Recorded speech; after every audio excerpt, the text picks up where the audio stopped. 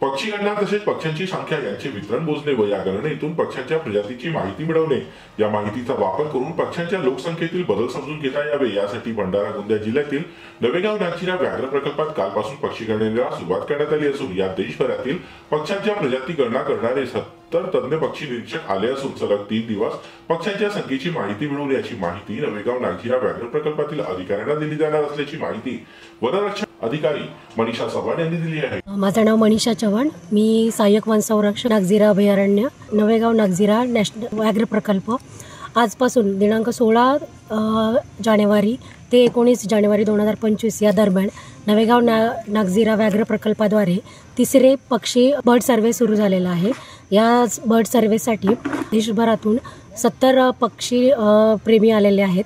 तर त्यासाठी आपण जे आपल्या नवेगाव व्याघ्र प्रकल्पामध्ये वेगवेगळ्या संरक्षण कुटी आहेत, इथे त्यांची राहण्याची सोय केलेली आहे।